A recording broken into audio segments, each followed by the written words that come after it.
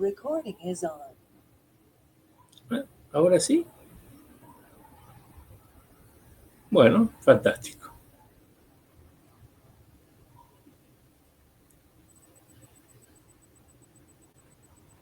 Compartir pantalla. ¿Ven mi pantalla? Sí, sí. Bueno, entonces, yo lo que hice fue compactar en esta presentación la parte relevante de las 4 presentaciones. Me gustaría, para ordenar el debate, digamos, que primero me hagan consultas sobre lo que sería la primera de las presentaciones, que hablaba sobre los...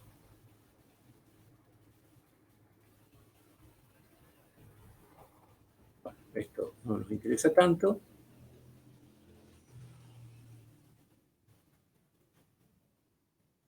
Sobre los criterios de clasificación de mercados que habíamos seleccionado. Si ustedes recuerdan, eran 3 criterios: poder de mercado, naturaleza del producto y número de agentes económicos. Escucho.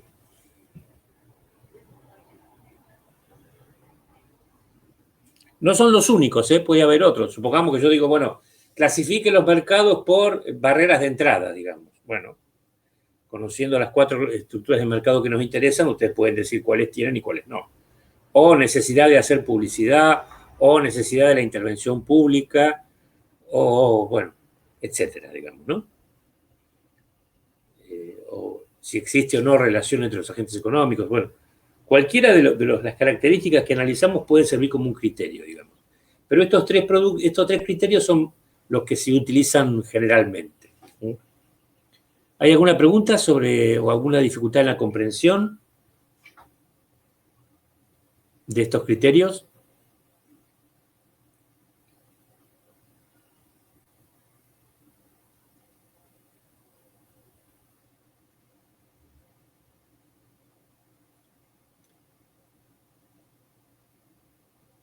Eran 3, ¿no? Si había o no había poder de mercado, un criterio absolutamente dicotómico. Si no hay, por parte de nadie, es un mercado perfecto. Si hay al menos por uno, es un mercado imperfecto. Perdón, mercados imperfectos. El producto podría ser homogéneo o diferenciado. A ver, por favor, denme ejemplos de productos homogéneos, si es que han leído o escuchado el material.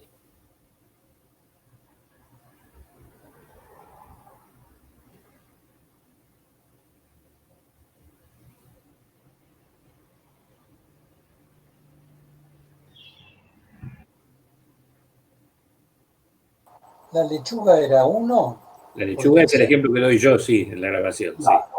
O algo similar en cuanto, digamos que no tiene... Bueno, hay lechugas de distinto tipo, pero realmente uno va a comprar lechuga. Bueno, puede ser repollada, puede ser... Claro, es muy difícil encontrar, por ejemplo, yo pensaba en los espárragos, pero no, hay espárragos verdes y hay espárragos blancos. O las berenjenas, que también ahora están... Creo que, por ejemplo, los repositos de Bruselas serían un bien homogéneo, digamos. No, sí. Esos son todos iguales. Sí, la verdad que es que rico. Qué sabrosos. Pero, por ejemplo, hace, no sé, 50 años la banana era un buen homogéneo. Hoy no, porque tenés bananas ecuatorianas, bananas de Brasil, sí, bananas argentinas del norte. Que hacen pasar como si fuera de Brasil. O bananas de Ecuador. Sí, sí. ¿Sí? La banana de Ecuador es diferente. Sí. Yo tenía una consulta, profesor. Sí. Con respecto a la lechuga como bien homogéneo. ¿No tendría que ver también la forma de producción? Hoy en día que está tan en boga la producción agroecológica como una manera de diferenciarla. Bueno, no, si vos hablas de la lechuga orgánica, por ejemplo, eso ya deja de ser homogéneo con el resto de la lechuga. Bien.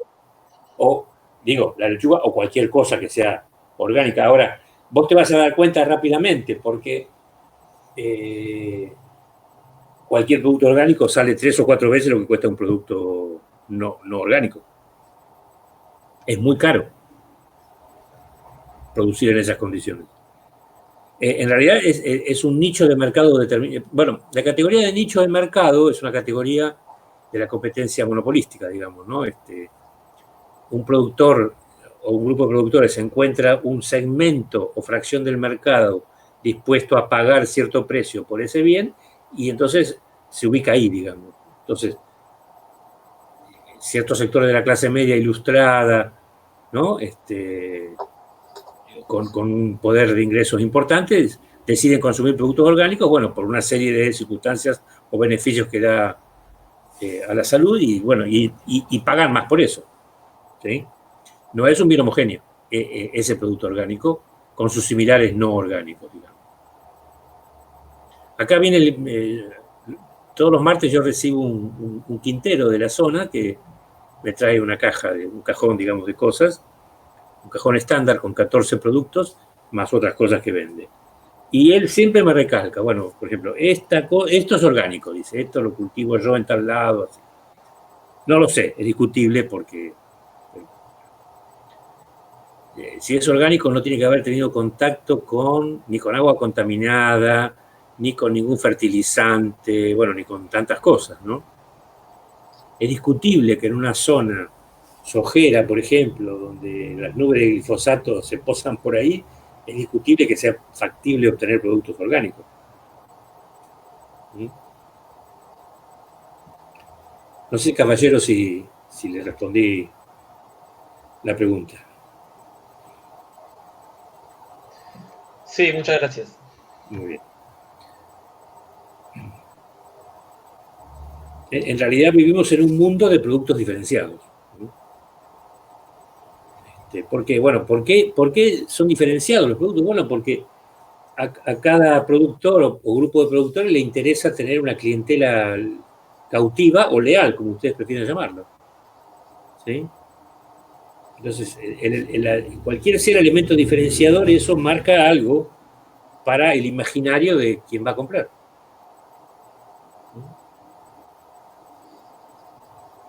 Cuando mencionabas el caso de la banana, ¿cómo lo debemos considerar? Como diferenciado, ¿no? Sí, porque sí. hay Banana, sí, distintos tipos de banana.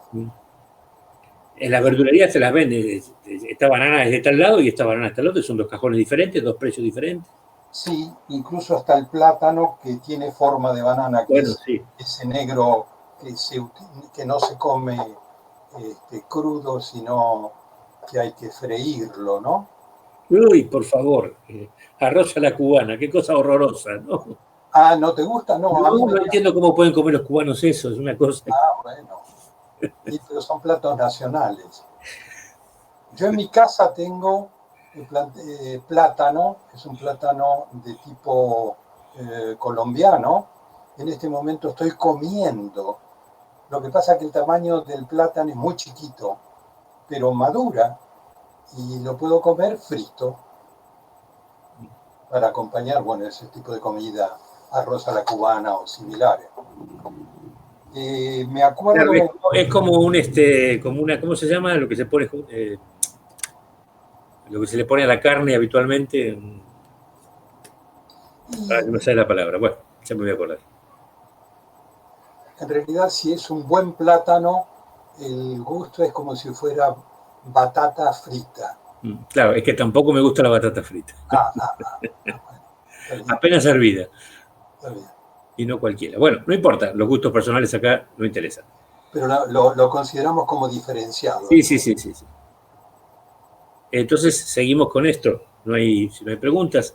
El tercer criterio era, bueno, el más complicado, el del número de agentes económicos, que para que sea relevante, digamos, tiene que ver también con el relativo poder de mercado que tengan los mismos, digamos. Este no es un criterio puro. Acá, tal cual está estructurado en este cuadro, que está tomado de la primera edición de Mochoni Baker, hay como una combinación, ¿no?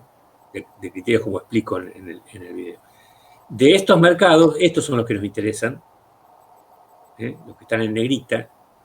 Acá le agregué la palabra puro. Monopolio puro, porque para diferenciarlo del monopolio discriminador que se explica en las estrategias empresariales. Y, bueno, obviamente la competencia monopolística que no cabe en este esquema, digamos, tan estricto. Los otros son ejemplos de otros mercados que son casos de estudio particulares, porque existen, digamos, ¿no? Pero son menos comunes que estos mercados que nos interesan a nosotros. Este es el caso ideal, ¿no? Que, digamos, en mi opinión no existe en ningún mercado, digamos. Porque aun cuando haya mercados que tengan varias de las características de la competencia perfecta, hay una que seguramente no tiene. A mí lo que me confunde un poco de toda esta clasificación es que en los extremos está bien, cuando uno habla de una competencia perfecta y de un monopolio. Pero todo lo que queda entre medio, lo mismo va a pasar cuando hablemos de competencias, que me da la sensación de que sea una clasificación más de tipo cualitativa que de cuantitativa, excepto los extremos. Pero cuando uno habla de oligopolio, bueno, ¿qué es unos pocos? Bueno, pocos es digamos, ¿qué diferencia? La pregunta sería, ¿qué diferencia el oligopolio de la competencia monopolística? Por ejemplo. Sí, claro. Bueno, en el oligopolio son tan pocos que la interdependencia se da entre todos ellos. O sea, supongamos que son 10, por decir un número cualquiera. Entonces, cada uno tiene que estar ocupado o tiene que estar atento a las movidas de los otros 9. ¿Sí? En la competencia monopolística es un número tal donde eso no sucede. Entonces son más. Vamos a pensar, Mar del Plata, antes de la pandemia, locales gastronómicos. ¿Sí? Es un caso típico de competencia monopolística, no de oligopolio. Si yo tengo un restaurante, qué sé yo, en la calle Entre Ríos, cerca del Uro, yo podría estar preocupado por lo que pueden hacer algunos restaurantes que están en esa zona, pero no puedo estar preocupado pensando qué hacen el resto de los restaurantes de Mar del Plata. ¿Sí? Sí, ya eso me basta para calificarlo como competencia monopolística y no como oligopolio. ¿Por qué por competencia monopolística? Bueno, porque cada restaurante trata de ganarse a la clientela diferenciando, no el producto, pero sí el servicio que ofrece. Claro. Lo mismo la hotelería. ¿Qué pretende el dueño de un restaurante o el dueño de un hotel del cliente? La fidelidad, que vuelvan. Sí, claro. ¿Y qué pasa si te tratan mal? Pierde el cliente, sí. No volves nunca más. Entonces, yo recuerdo que... Lo que puede ocurrir es que te traten bien, pero tengas que pagar una cantidad tal por la comida que uno no vuelve más. No porque no. Está bien, bueno, eso también hay segmentos de público, etcétera. Pero yo recuerdo, durante unos 10 años más o menos, veraneaba, cuando mis hijas eran pequeñas, veraneábamos en un hotel en Villa Gesell. Y ahí conocimos mucha gente de Santa Fe o de Buenos Aires que hacía cerca de 30 años que veraneaban todos los veranos en el mismo hotel. En el mismo hotel, qué y el hotel era familiar, pero cada año, cada verano, solo se abría en verano, la familia hacía algo más. Te ofrecía un servicio adicional más. O sea, entendían perfectamente la mecánica de la diferenciación del servicio. Y normalmente había que pedir, por ejemplo, para ir en enero o febrero, tenías que pedir antes de octubre. Porque para noviembre ya tenían todo reservado, toda la temporada. Claro.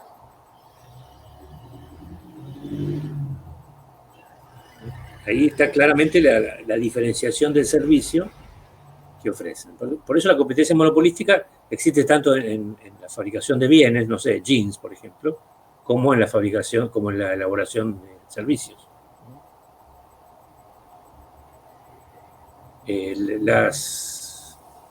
Imprentas no se llaman. ¿Cómo se llaman las que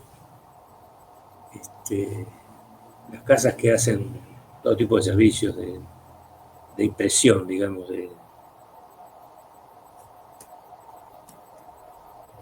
Uno lleva un pendrive y le imprimen esto.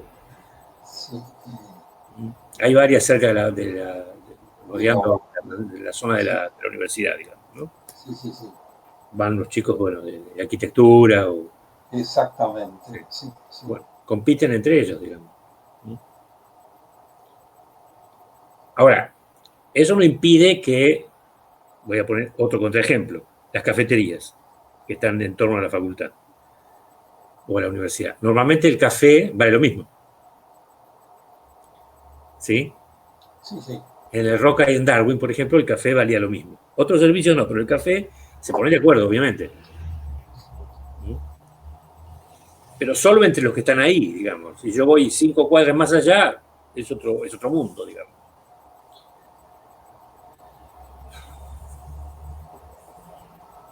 ¿Y qué hacen los troscobares que hay en la Facultad de Humanidades, por ejemplo? Para poder competir con el Roca, el Darwin y los demás. ¿Qué hacen? ¿Cómo compiten? Bueno, pero eso están organizados los chicos por... Sí, pero ¿cómo compiten? Están obligados a vender ¿cómo? Bueno, Porque muy venden barato, también ¿no? café, medialunas, té. Sí. Más barato.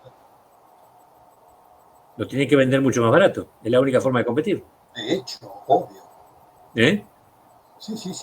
Es mucho más barato y tienen sus promociones y utilizan buen café por otro Sí, lado. es fantástico porque, digamos, no pagan salarios, obviamente, porque es una labor militante que hacen cada uno de ellos, pero recurren a las artimañas del más puro y duro capitalismo. Digo.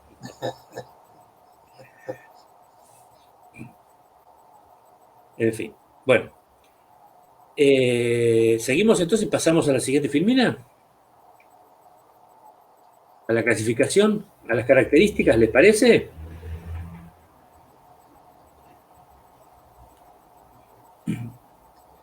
Digamos, aquí lo que seleccioné son los 4 mercados que a nosotros nos interesan, que son normalmente mercados de bienes, aunque algunos pueden ser de servicios.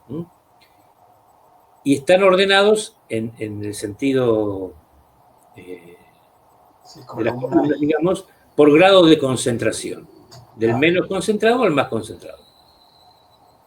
Esto yo lo puedo analizar por columna, donde veo cada mercado, o por fila, analizando cada una de las características y viendo cómo se presenta en cada uno de los mercados. Hay otras filminas sobre lo mismo, pero esta es la más importante. Bueno, a ver, ¿qué le llama la atención de esto o qué es lo que no se entiende?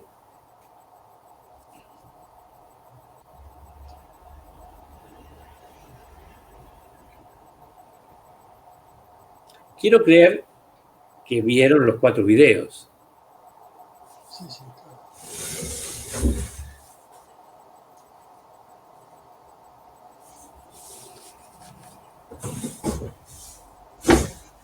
No me digan, soy un crédulo.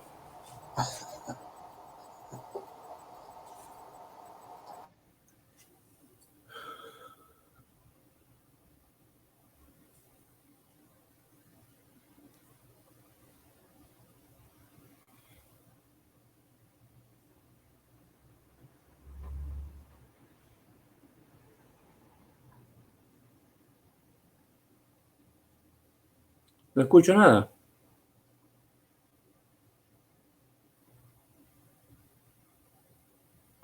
A mí me parece que la tabla, al ser tan detallada, no ofrece muchas dudas. Evidentemente son columnas versus las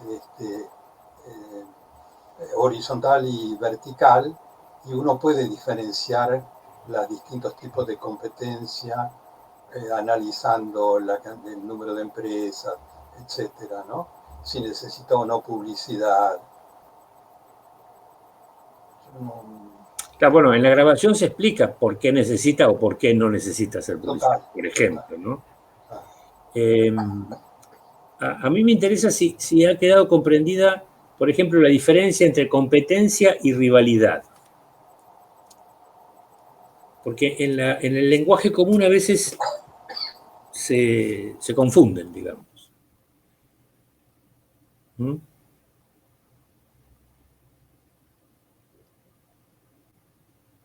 Por ejemplo, ¿en qué mercado o mercados hay rivalidad entre productores?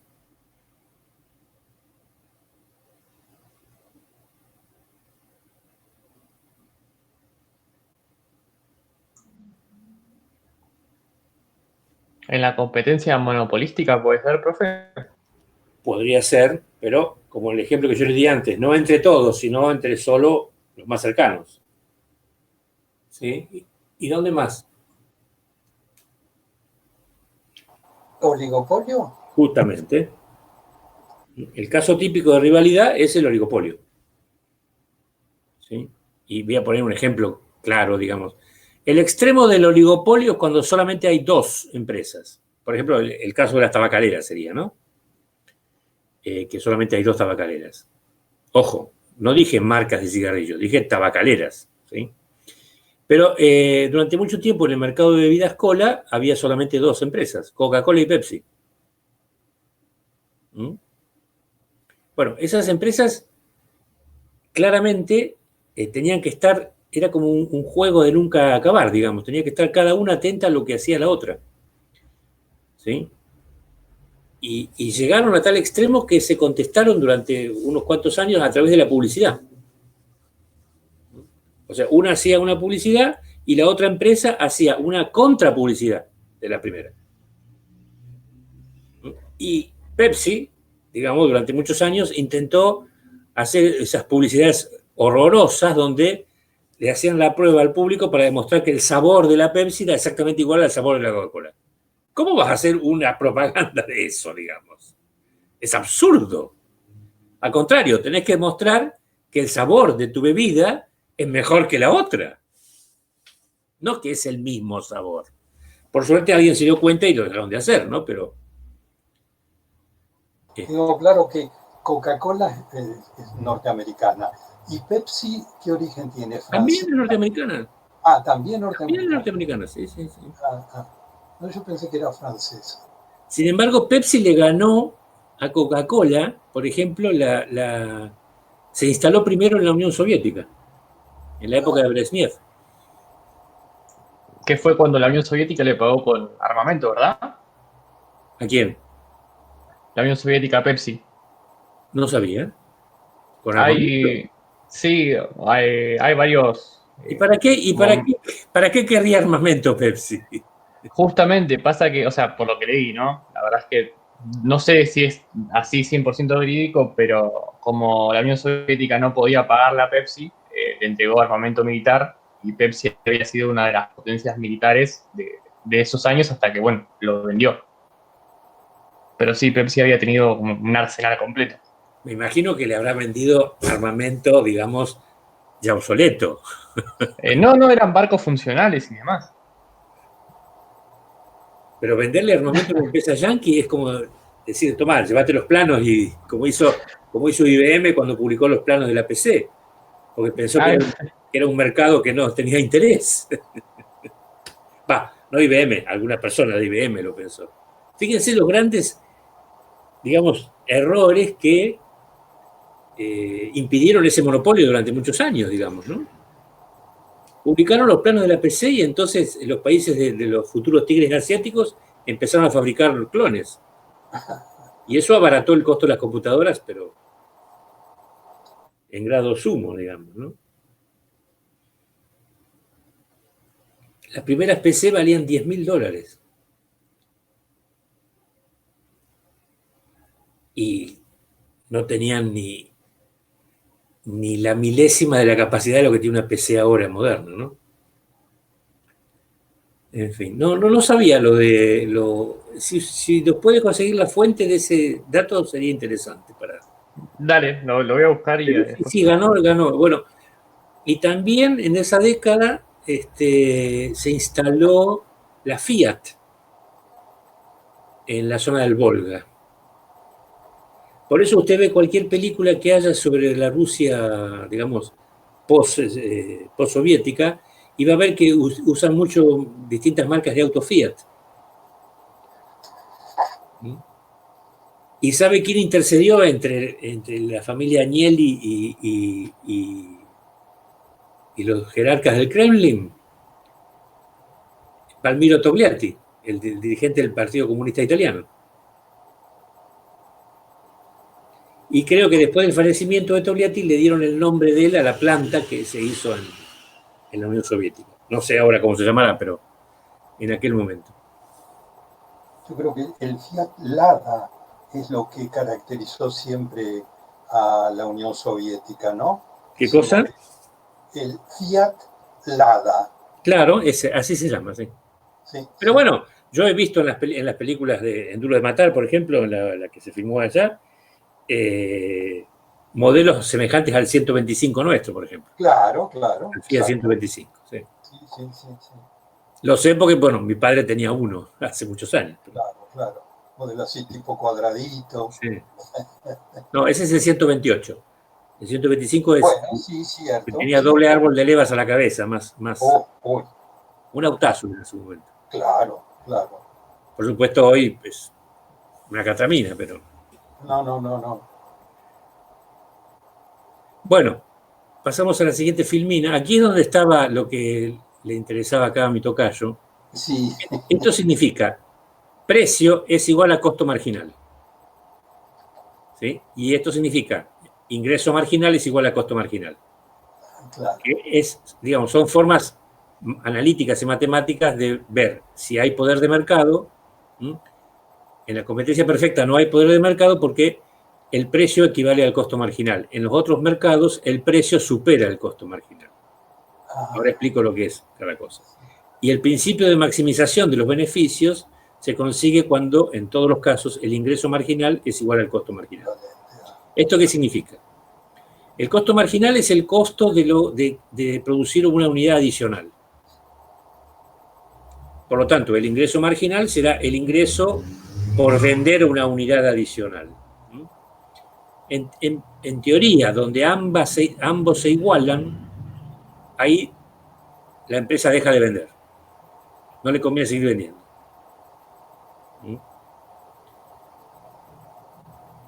Ahora, en los mercados concentrados, normalmente, como tienen poder de mercado, las empresas pueden fijar un precio superior a su costo marginal. Entonces, no solo tienen beneficio normal, sino que también tienen lo que se llama beneficio extraordinario, que claramente es el caso del oligopolio y el monopolio. Por eso tienen interés los productores que están en estos dos tipos de mercados en poder seguir manteniendo ese privilegio, porque les concede no un beneficio normal u ordinario que obtendría cualquier bolichero, digamos, sino un beneficio por encima de ese, lo que se llama en teoría económica beneficio extraordinario. Ahora, obviamente, en el caso del oligopolio, bueno, ahí estamos medio fritos, pero en el caso del monopolio puro, esto tiene cierta protección estatal. Si ustedes vieron que en la filmina, cuando hablamos de los orígenes del monopolio, ahí digamos, el Estado siempre tiene un rol en la formación de monopolios. O bien para impedirlos, o bien para prohijarlos.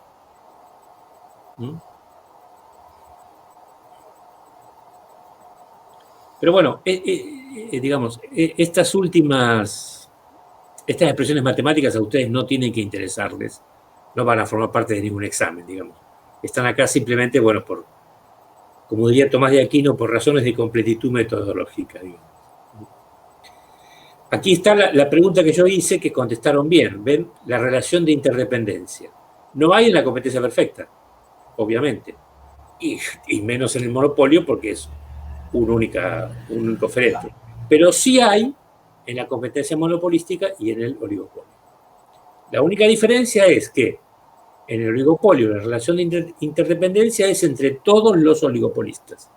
En la competencia monopolística solo en algunos. Y es ahí donde decíamos que, por ejemplo, la relación de interdependencia prácticamente en esta tabla es la única diferencia que hay entre oligopolio y monopolio puro. El resto de las características son similares o idénticas, ¿no? Bueno, comparte características, pero por ejemplo, cuando hablamos de barreras a la entrada, vamos a la filmina anterior, en la competencia monopolística no hay barreras. ¿Sí? En el oligopolio y en el monopolio sí hay barreras, pero son de diferente naturaleza. Las barreras que hay, barreras u obstáculos, ¿no? A la entrada, en el monopolio son barreras legales. ¿Impuestas por el gobierno? Impuestas por los gobiernos. Por ejemplo, si el gobierno te... Camusi tiene una concesión para dar servicio de gas natural a las casas, no sé cuántos años. 30 o 40 años, no sé cuánto dura eso. ¿Sí?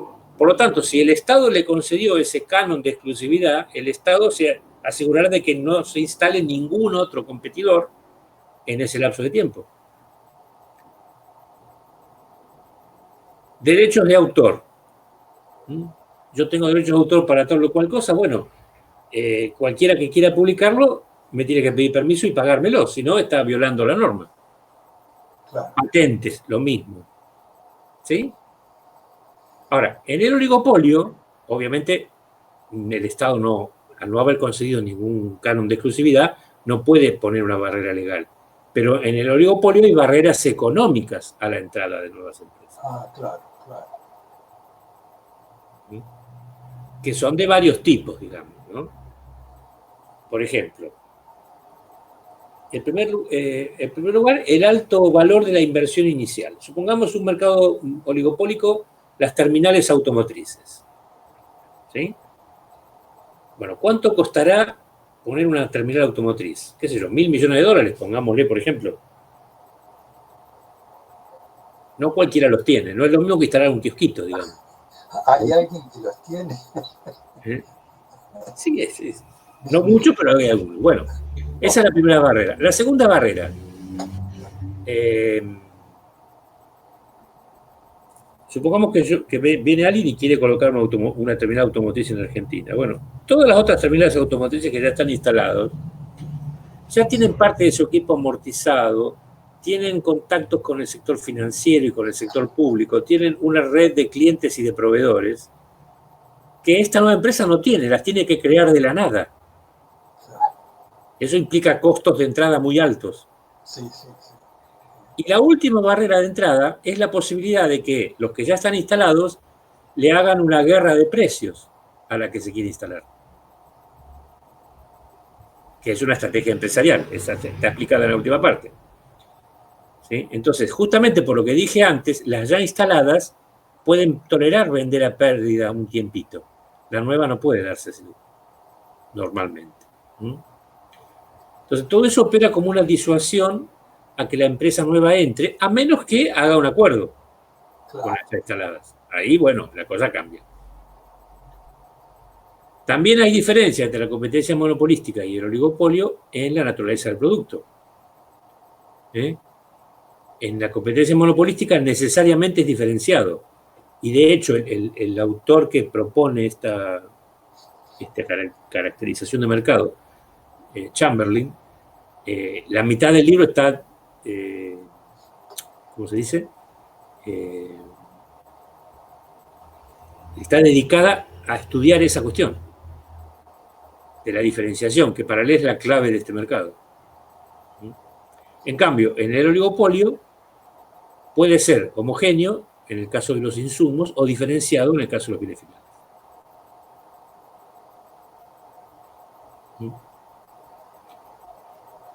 También hay diferencia en la publicidad. El competidor monopolístico necesita imperiosamente hacer publicidad. El oligopolio solo en el caso de los bienes diferenciados. En el de los homogéneos no. Es inútil. También esta característica es diferente. No es necesaria la intervención pública en la competencia monopolística, pero sí es necesaria en el oligopolio. Así que sí hay diferencias, digamos.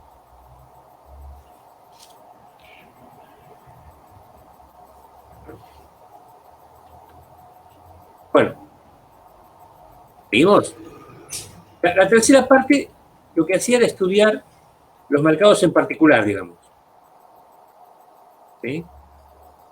Entonces, ponía las características explicadas, por ejemplo, de la competencia perfecta, con un poquitito más de detalle. ¿Sí?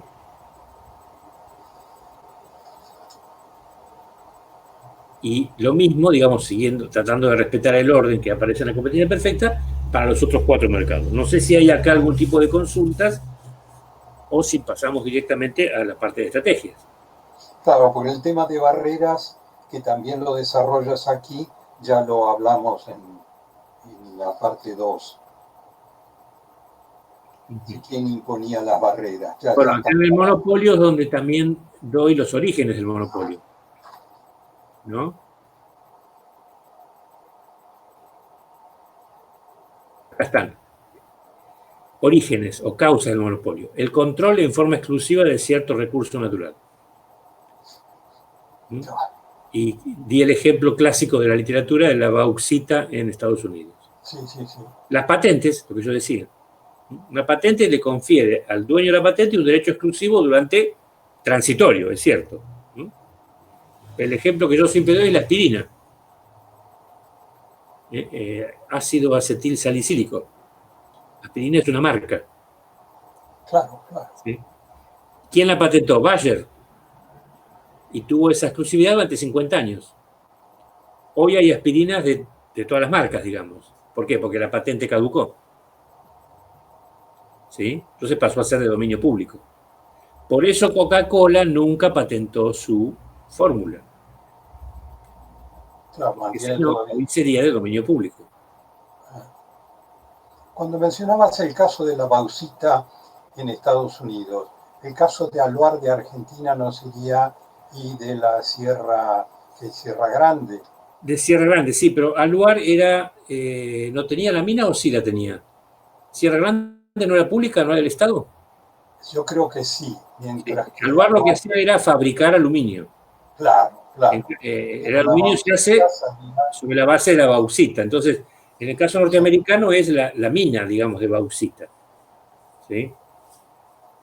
En el caso argentino, Aluar era otra cosa, era la fabricación monopólica de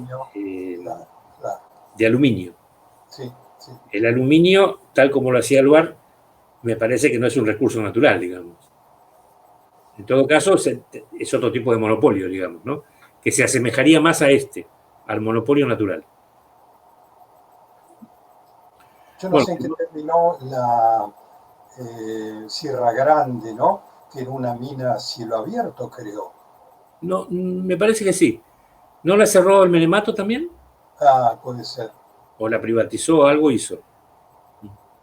Bueno, el monopolio legal es el que yo decía, por ejemplo, Camus, EDEA, etcétera, donde el Estado concede esa autorización exclusiva durante X cantidad de tiempo a un particular, a una empresa, para explotar un bien o servicio. Normalmente un servicio.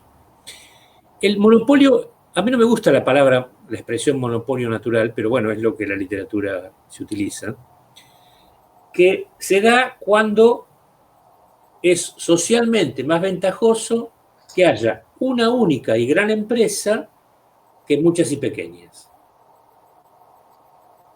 ¿Sí? Esto, obviamente, para Marshall era un horror. ¿Por qué?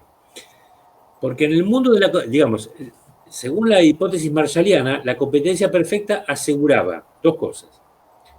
La máxima cantidad producida posible y el menor precio posible de venta. O sea, con lo cual el consumidor se veía favorecido. ¿Sí? En cambio, había una demostración que se hacía a todos los estudiantes de microeconomía que cuando en un mercado había un monopolio, el monopolio que hacía, como tenía poder de mercado, vendía más caro. Por lo tanto, el precio era mayor. Y obviamente, por ley de la demanda, se vendía menos que en la competencia perfecta. Eso respondía a ciertas hipótesis sobre la forma tecnológica del monopolio y de la competencia perfecta. Pero hay casos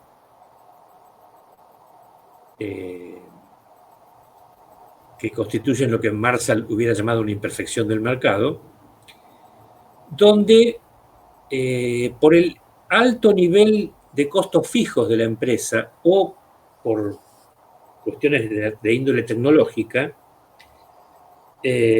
resulta que cuanto más se produce, ¿sí?, el costo por unidad va siendo cada vez más chico. Es lo que se llama el caso de costos decrecientes o rendimientos crecientes. El caso anómalo de la curva de posibilidad de producción. Eso obliga o tiende a la concentración de las empresas que puede haber en una sola gran empresa.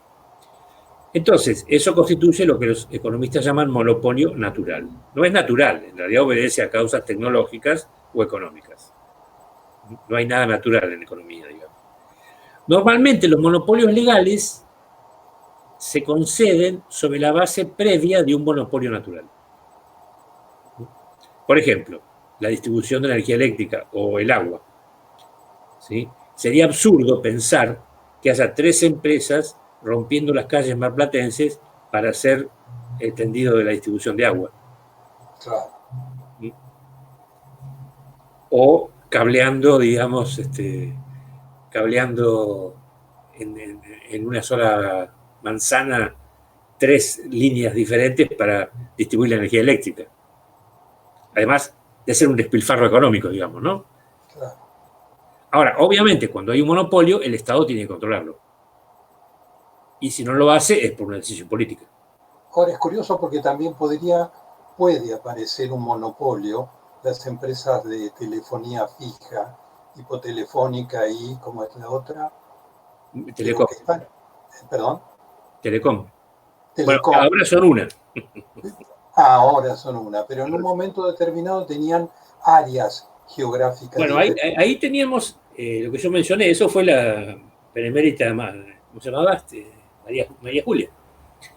Claro, claro. Que fue la interventora de Entel que, digamos, que tenía el monopolio estatal de las líneas telefónicas de telefonía fija, y lo que hizo fue, en vez de dárselo a una empresa, se lo dio a 2. Sí, pero cada una prestaba servicios en una zona geográfica delimitada. Exacto. Durante X cantidad de años. Sí.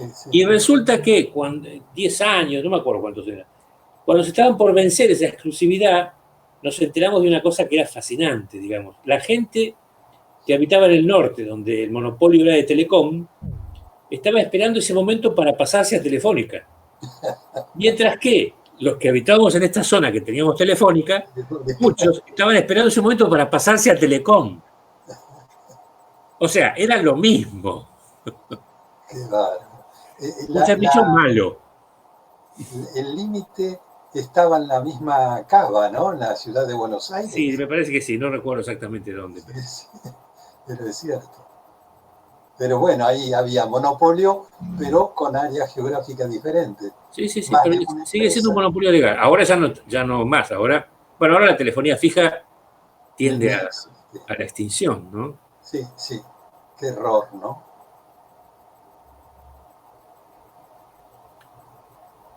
¿Alguna pregunta sobre el monopolio?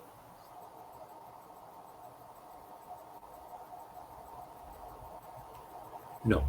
Bueno. El oligopolio es lo que más trabajo le da a los economistas, porque ¿por qué? Porque es imposible o muy difícil establecer un equilibrio, digamos, como el equilibrio que nosotros hemos dibujado. Ese equilibrio corresponde a un mercado competitivo, el que hemos dibujado. En el oligopolio hay 13 o 14 modelos diferentes intentando resolver eso. Ninguno es del todo satisfactorio.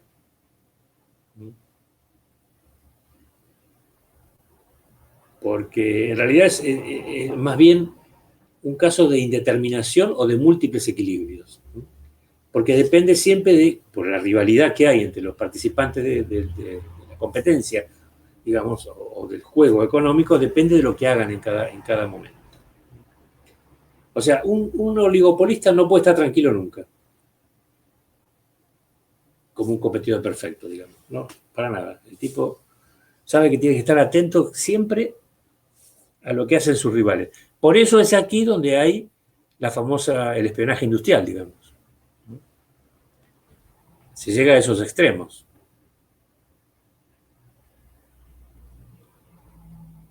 Hay muchas películas y series norteamericanas donde aparecen ejemplos de lo que estoy diciendo. No es un invento del profesor Garrote, digamos. Esto. Y la competencia monopolística es un caso raro, porque es un mercado, digamos, donde hay elementos de competencia y elementos de monopolio.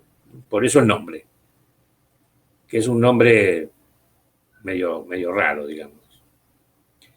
¿Por qué hay elementos de competencia? Bueno, porque ofrecen servicios que son sustitutos cercanos, los competidores monopólicos.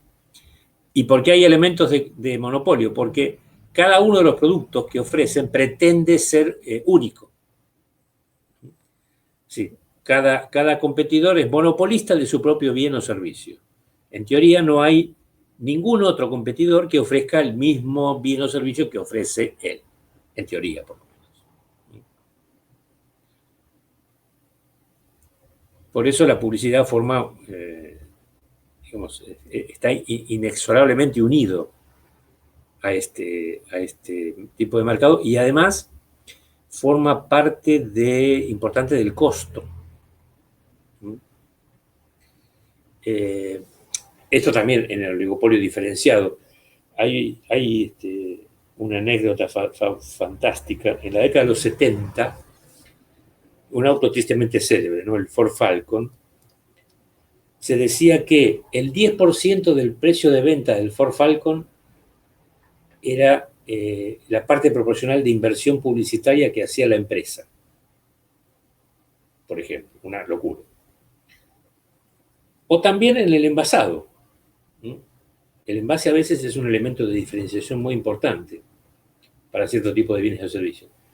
Se decía también lo siguiente, que en los dentífricos el 90% del costo, no del precio, pero sí del costo, era envasado, packaging.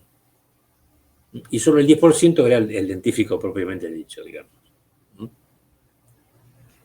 Lo cual, no sé ahora si se mantendrán esas proporciones, suena bastante, o sonaba muy razonable, digamos.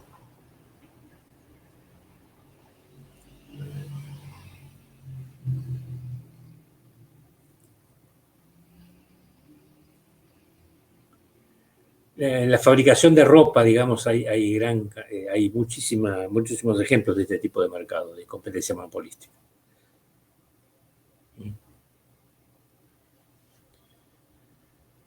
Bueno, y después nos queda la última parte, la parte de estrategias empresariales. Digamos, esta presentación está hecha para otra materia, por eso se habla mucho de un texto de Porter que no forma parte de la bibliografía de nuestra materia. Pero si a alguno le interesa el texto de Porter, un economista que hizo fortunas, digamos, trabajando estos temas, lo pueden encontrar en la bibliografía de la materia Principios de Economía, en el Centro de Estudiantes, ahí lo pueden ver. Las estrategias empresariales son un conjunto de políticas que las empresas llevan a cabo con el fin de aumentar sus beneficios. Y obviamente cada tipo de mercado es compatible con distintos tipos de estrategias empresariales. ¿Sí? No sé, Tocaro, si la pregunta se refería a esto que me quería hacer. No, está bien, quedó aclarado, ¿no?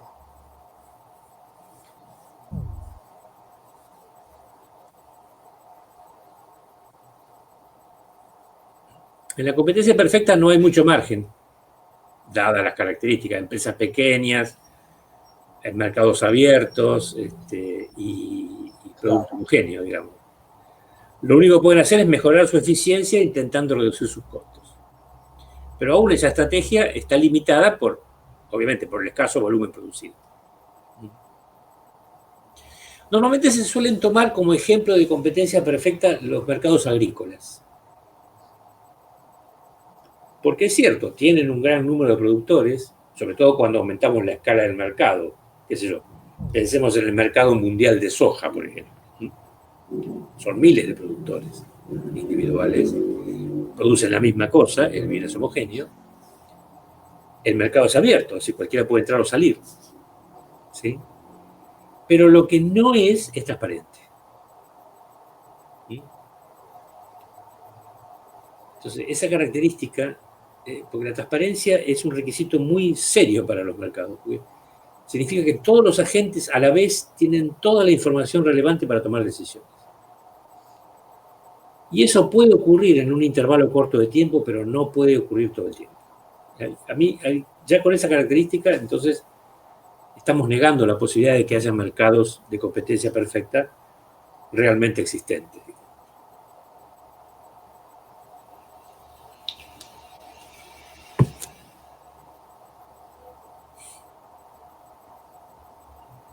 El monopolista tiene, digamos, 3 tipos de estrategias posibles. O hace política de cantidades o hace política de precios. Y esto tiene que ver con el hecho de que el monopolista enfrenta la curva de demanda del monopolista es la curva de demanda del mercado, porque hay un único productor que abastece a todo el mercado. Entonces, no puede controlar simultáneamente cantidad y precio, a menos que la demanda sea muy inelástica. Y ahí los pobres demandantes están fritos. Entonces, si quiere vender mucho, sabe que tiene que bajar los precios. Pero si lo que pretende es vender a un precio caro, sabe que va a vender menos. Puede hacer cualquiera de esas dos cosas. O también, la tercera estrategia es convertir lo que es el monopolio puro en un monopolio discriminador. ¿Sí? ¿Qué hace este señor? Vende el mismo bien o servicio a 2 precios diferentes. Claro. No es que vende un bien acá y otro bien allá. No, es el mismo bien o servicio, pero en uno lo vende más caro que en el otro. Y ustedes me dirán, ¿y cómo es posible que haya gente dispuesta a pagar más por lo mismo? Pobre de ustedes. Fíjense, tienen que concurrir estas circunstancias. 1, cuando puede diferenciar 2 segmentos o fracciones de su demanda en función de sus respectivas elasticidades. Es decir, hay 2 segmentos, uno más inelástico que el otro. Entonces, el más inelástico está dispuesto a pagar más caro. Lo que tiene que hacer es transferir más unidades del mercado más elástico o del segmento más elástico al más inelástico, con lo cual aumenta sus ingresos. O cuando puede hacerlo en función del número de unidades consumidas por un mismo comprador. Ejemplo típico del segundo caso es, por ejemplo, la tarifa de gas o de electricidad, que se segmenta en función de la cantidad de metros cúbicos o de kilowatts, respectivamente. Este otro caso, el primer caso, pensemos en esto. Por ejemplo, un pueblo donde hay un único café céntrico, ¿sí?, que a partir de las 8 de la noche aumenta los precios, un 20%. ¿Sí? Y hay gente que va y se sienta a las 8 de la noche y paga lo mismo que podría pagar más barato a las 7, lo prefiere sentarse a la hora y pagarlo más caro. Por circunstancias de prestigio, para hacerse notar, por lo que fuera. Claro. ¿Mm? El cine, función trasnoche y función común, por ejemplo. Claro. Ofrecen la misma película a distinto precio. Bueno, y tantas otras combinaciones que ustedes pueden imaginarse. Me estaba acordando en este momento un ejemplo de hace 40, 50 años atrás, cuando el mercado de las hojitas de afeitar, que era por un lado Gillette, y te acordarás que estaba otra marca que era Legión Extranjera. Yo creo que hubo... Yo hace 50 años no me afeitaba todavía.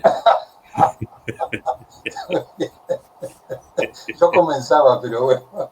No, pero recuerdo que había, creo que se comentaba una ley antimonopolio en Estados Unidos, porque obviamente siempre Gillette era mejor calidad, tenía más propaganda que Legión Extranjera, el cual le llevó prácticamente a la quiebra, pero la compró la misma Gillette, según lo que yo recuerdo, así de como anécdota, y siguió vendiendo la misma con el nombre de Legión Extranjera, pero era fabricada directamente por la misma empresa Gillette, pero era para no oponerse la ley antimonopolio que obligaba en Estados Unidos a que tuviera que haber por lo menos dos. Efectivamente, sí. Por eso lo hacía, claro. Bueno, Bill Gates fue obligado a fraccionar su empresa por esa misma cuestión. Hace muchos menos años, digamos, ¿no? Pero por la misma ley, una ley de principio del siglo. Lo que pasa es que allá cuando detectan el caso y le aplican en serio. En vez de imitar a los yanquis en las cosas buenas, los imitamos en las porquerías que hacen, digamos. Por eso, a mí me llama la atención que acá, con las razones que has explicado, cuando has hablado de monopolio, por ejemplo, el caso de las empresas de servicios, que está bien, en el caso de las empresas de servicios, pero cuando vende un bien que uno puede, otro tipo, el caso de una hojita de afeitar, el caso de un dentífrico, no sé, si tiene que haber o no monopolio. ¿Se puede permitir el monopolio? Bueno, si hay un monopolio natural, ahí la empresa, digamos, si puede demostrarlo técnicamente, ahí la empresa tiene un punto a su favor. Pero en ese caso el Estado debería regularizarlo concediéndole el monopolio legal. Es indudable que Colgate, por ejemplo, en el caso de los dentífricos, tiene yo supongo, un poder de venta mucho más grande, llega al público, será ignoro. Sé que, como tú dijiste, prácticamente el 10% solamente se utiliza como crema. El resto es todo un blef, ¿no? En realidad uno dice, ¿cómo lo que cuesta meter la crema dentro del tubito? ¿No? Sí. Obviamente se hace toda máquina, pero sí. Ya no estamos como en la Edad Media cuando se usaba la manzana para limpiarse los dientes, digamos, ¿no? Claro. Sí.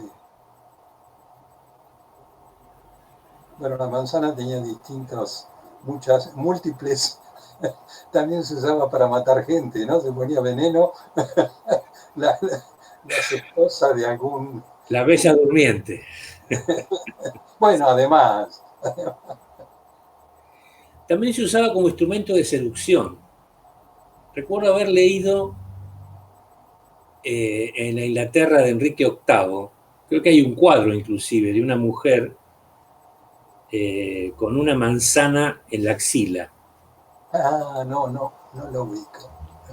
Sí, he visto el cuadro, no me acuerdo ahora cuándo ni dónde, pero la idea era esta, digamos, el olor del cuerpo humano era usado como instrumento de seducción. Entonces, lo cual es cierto. Algunas damas se pasaban la manzana por la axila y se la ofrecían al caballero claro. del cual, digamos, gustaban. Sí. El caballero tenía que comerse la manzana. En un siglo donde la higiene, digamos, no era particularmente sí, además notable. Pero bueno, si somos devotos del relativismo cultural, digamos, todo está bien. Yo no soy relativista cultural, no me convence en absoluto. Pero bueno, no fuimos de tema. ¿Alguna pregunta sobre el monopolio?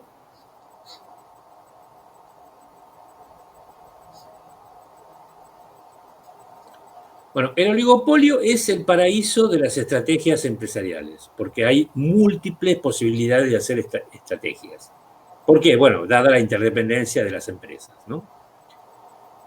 Básicamente, cuando decimos solución, estamos pensando en soluciones para evitar los conflictos entre las empresas. Normalmente acá es donde se forman colusiones o acuerdos. Entonces, hay una solución colusiva cuando todos los rivales establecen un acuerdo, que puede ser tácito o no. En ese acuerdo, digamos, se permiten compartir cierto tipo de información sobre costos, precios y reacciones de cada uno ante las actitudes del otro. O, bueno, si no hay ese acuerdo, hay lo que se llama una solución no colusiva que da lugar a diferentes conflictos. también, ¿no? Se puede pasar de una colusión a una no colusión así, sin solución de continuidad, digamos, ¿no? En función de lo que pase en el mercado. Es un mercado altamente inestable, digamos. Ahora, hay un caso típico en la Argentina, en el mercado, en las cementeras. No sé cuántas hay ahora, pero había 3 o 4 hace 20 años. Sí, Y claro. hay un fallo de no me acuerdo qué cámara que obligaba a la empresa de Amalita Fortabat, que la falleció, de pagar una multa que en ese momento eran como 300 y pico de millones por haber hecho una colusión con las otras empresas. Nunca se pagó esa multa. No porque, digamos, la carpeta se haya quedado archivada, sino porque la empresa iba interponiendo recurso tras recurso para